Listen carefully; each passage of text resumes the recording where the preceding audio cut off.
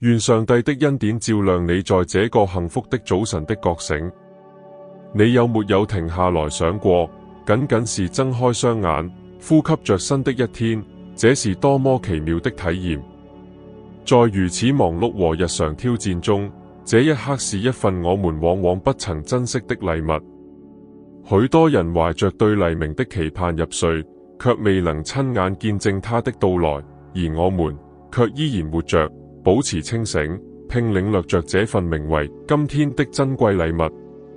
面對這份神聖的饋贈，我想邀請你們和我一起反思，我們是否真心感激這份新的機會？我們是否每時每刻都駐足欣賞那份讓我們得以生存的生命氣息？醒來看似簡單自然，但若我們細細觀察，便會發現它蘊含着深刻的神聖。當我們睜開雙眼，柔和的晨光灑滿臉龐時，仿佛上帝在輕聲細語：兒子、女兒，再一次機會，再一次成長、行善、變得更好的機會。這是一個重新開始的機會，一個更接近他的機會，一個帶着更多目標和感恩生活的機會。即使在重重苦難似乎難以承受的日子裡，僅僅活着就擁有某種神聖而非凡的意義。每一個新的黎明都帶來我們或許從未想象過的可能性。它就像上帝賜予我們一本空白的書，讓我們書寫新的故事。但事實是，我們常常醒來時思緒煩躁，關於責任、需求、待解決的問題、待支付的賬單、待履行的承諾等想法衝上心頭，所有的一切似乎都把我們拖入了匆忙和焦慮之中。在這場風暴中，我們最終忘記停下來，深吸一口氣，說一聲感謝上帝，又給了我們一天。你可能會覺得這太簡單了，一個簡短的感恩禱告不會帶來多大改變，但這短短的禱告卻蘊含着巨大的力量。它有能力改變我們的內心，改變我們看待世界的方式。感恩能重新調整我們的心，讓我們不再關注缺乏，而是提醒我們已擁有的一切。即使境況不佳，我們仍要說感謝主，這展現了我們的信心，相信他掌管一切，相信我們活着是因為我們仍然擁有人生的意義，而這本身就是一份巨大的祝福，值得我們每天慶祝。你有沒有注意到，簡單的感恩之舉就能改變我們的能量？感恩如何改變我們面對困境的方式？仿佛上帝聽到我們真誠的感恩，便將新的靈氣和世間無法給予的深切平安傾注於我們。更重要的是，感恩是通往奇蹟的大門。當我們感恩時，即使我們不明白某些情況背後的原因，上帝也看透我們的心，並施恩於我們。聖經教導我們凡事謝恩，帖撒羅尼迦前書5章18節。無論順境逆境，因為即使在爭戰中，上帝依然良善信實。也許今天你醒來時面臨挑戰，也許你的心沉重、疲憊，希望似乎遙不可及。但即使在這些時刻，也有一些值得感恩的事情。你呼吸的空氣，你休息的床，上帝賜予你繼續戰鬥的力量。你此刻聆聽這段禱告，這一簡單事實就清楚地證明上帝仍在你的生命中動工，以慈愛和憐憫行事。讓我們一起反思，昨天有多少祝福被你忽視了？有多少拯救你卻渾然不覺？你設法避開的交通堵塞，你未曾察覺的疾病，以及恰逢其時撫慰你心靈的良言。天主常常默默無聞地行事，因此我們需要用屬靈的眼睛來觀察這些愛的跡象。感恩也是一種深刻謙卑的行為。通過感恩，我們承認我們並非自給自足，我們的一切所有和所有都源於他，我們每天都依靠他無限的恩典。當我們清晨將這個真理放在首位時，我們生活中的其他一切都會開始井然有序，獲得意義和平安。現代社會或許會讓我們匆匆開始新的一天，找起手機看新聞，回復信息，然後投入到眼前的事務中。但如果在這一切之前，我們先跪下來呢？如果我們脫口而出的第一句話是感謝上帝，又給了我們新的一天呢？這會如何改變我們整個旅程的基調，為接下來的幾個小時帶來平靜和目標？這篇禱文正是想激發你內心的這種自覺覺醒，一顆以認知造物主開啟新一天的心。這並非出於義務，而是出於真摯的愛、敬畏和真正的依賴。想象一下，此刻你與上帝靜默片刻，而外面的世界仍在慢慢甦醒。你正將每一分鐘、每一步、每一個挑戰、每一次勝利交託在天父的手中。這份親密的連結不僅美好，更是大有能力。它是支撐你每一天、每一生的基石。願你的清晨從這份確信開始，上帝與你同在。他愛你，並賜給你一個充滿希望和祝福的全新開始。懷着感恩的心接受這份禮物，敞開心扉，去迎接只有他才能成就的奇妙。一天中，當我們面臨挑戰時，我們是否還記得清晨那句簡單的禱告？最初的感恩或許微不足道，但它卻支撐着我們內心的力量。當我們感謝上帝賜予生命時，我們便奠定了堅實的基礎，去面對任何可能遇到的風暴。真正的感恩並非空談，而是一種能夠改變我們對世界和自身看法的心態。當我們敞開感恩之心時，我們便會意識到，即使在最痛苦或最不確定的時刻，上帝也始終與我們同在。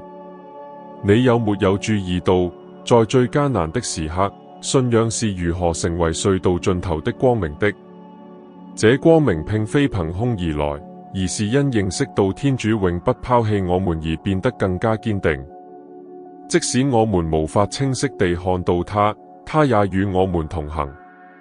因此，神禱能夠有力地提醒我們並不孤單。很多時候，世界試圖讓我們相信，我們只是一個數字，是巨大機器上的一個小齒輪。但事實上，在上帝眼中，我們每個人都是獨一無二、彌足珍貴的。他了解我們內心的每一個細節、每一個夢想、每一絲恐懼。然而，他無條件地愛着我們。這份愛是每天清晨更新我們的力量。當我們每天培養感恩之心時，我們的生活就會開始改變。我們開始欣賞那些以前被忽視的小事，朋友的微笑，清晨咖啡的香氣，周圍鳥兒的歌唱。這些小小的祝福就像上帝放在我們生命中的珍珠，提醒我們他始終如一的關懷。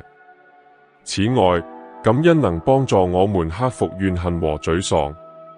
當我們專注於自身的不足或痛苦時，我們的心扉就會封閉。但當我們學會感恩，即使是為了小小的勝利，我們的心扉也會敞開，迎接希望與平安。這是一種深刻的改變，會影響我們的情感和精神健康。想象一下，如果我們每天都能停下來片刻，真心地感恩，那該有多好。感恩不只是言語，更是一顆敞開的心。這種日常的實踐能幫助我們增強信仰，重拾對上帝的信賴，即使在困境中也能活得更加喜樂。還要記住，感恩是會傳染的。當我們展現這種態度時，我們就能激勵他人也這樣做。我們創造了一條愛與希望的鏈條，從我們自身蔓延到我們的家人、朋友和社區。聖經告訴我們，感恩是一種敬拜的行為。詩篇100篇呼噓我們懷着感恩來到主的面前。這呼召不只是針對特定的時刻，而是針對我們整個生命。感恩應該成為我們日常生活中持續的節奏。如果你正經歷艱難時期，不要灰心。要知道，即使你看不見，上帝也在動工。有時，他會用沉默來預備更偉大的事，而感恩正是打開這扇門的鑰匙。持續感恩是一種信心和屬靈忍耐的表現。讓我們一起反思，有多少次，我們因為沒有看到上帝之手在我們生命中的作為而未能感恩？有多少次，我們因為不留意或分心而錯失了認識他美善的機會？願今晨的祈禱不僅僅是一個孤立的時刻，願它成為滋養你靈魂、強化你精神的日常習慣。願你在每個新的一天都能感受到上帝慈愛的同在環繞着你，指引着你。最後，請記住，感恩意味着認識到我們並非孤單一人。感恩意味着為上帝的平安騰出空間，讓我們居住在心中，並將每一刻轉化為新的機遇，讓我們活得更好，愛得更多，成為世界的光。在我們結束這篇反思之際，我希望你們在心中感受到，每一個新的一天都是一份無價的禮物，是上帝慷慨賜予我們的禮物，讓我們能夠活得有意義，充滿愛與感恩。我們用來感謝生命恩賜的晨禱，不應被視為簡單的儀式或例行公事，而應被視為一種強大的信仰之舉，能夠改變我們看待世界和自我的方式。以感恩的心開啟新的一天，能開啟與造物主深層聯結的大門，強化我們的靈魂，並預備我們以勇氣、寧靜和希望面對每日的挑戰。每日與上帝的交流，賦予我們力量去克服重重困難，無論他們多麼沉重，並讓我們慶祝沿途取得的大大小小的勝利。無論周遭發生什麼，請永遠記住，生命儘管充滿不確定性，卻是一個真正的奇蹟。睜開雙眼，呼吸，感受，愛，微笑，行走，這些簡單的舉動都見證了上帝對我們的關懷和無限的愛。即使在旅途看似沉重、困難重重的日子裡，上帝與我們同在的確信，也能支撐我們的靈魂，縱然我們的希望。說到希望，它是感恩最珍貴的果實之一。即使在苦難中，我們感恩時，也等於告訴上帝，我們信靠他的計劃和他的美善，相信他掌管一切，即使我們不明白事情為何如此。這份信念會改變我們的心思意念，讓我們擁有世界無法給予的平安。現在，我想邀請你們把晨禱變成每日的習慣。願你們不僅今天心存感恩，更願這份感恩成為一種生活方式。願你們每天醒來就將心靈交託在上帝手中，感謝他賜予我們生活、學習、愛、寬恕和服務的機會。這個簡單的舉動，每日重複，就能煥發你內在的力量，調整你的目標，照亮你的道路。此外，感恩不僅在我們自己的生活中，也在我們周圍的人生活中具有變革的力量。當我們表達感恩時，我們激勵他人認識到他們所擁有的祝福，增強他們的信仰，並找到平安。因此，這股感恩與愛的洪流能夠傳播開來，觸及家庭、社區，甚至改變整個社會。如果這段祈禱和反思觸動了你的心，我懇請你與一位特別的人分享。分享因體會日常生活的美好而產生的光明、愛與希望。我們越是傳播感恩的種子，世界就越會充滿信仰、愛與和平。如果你還不是我們頻道的會員，請立即訂閱，接收更多能夠增強精神、滋養靈魂的禱告、信息和反思。請點讚，讓更多人看到這些內容，並在下方評論你每天感恩的經歷，也請務必將此視頻分享給需要信仰和希望擁抱的親朋好友。請記住，上帝的平安是人人皆可獲得的禮物，每個早晨，我們都可以選擇將它迎入心中。願這份平安伴隨你今日及永遠。願你每時每刻都活在唯有神靈臨在才能賜予的喜樂與寧靜之中。願你度過幸福的一天，充滿光明和主的恩典。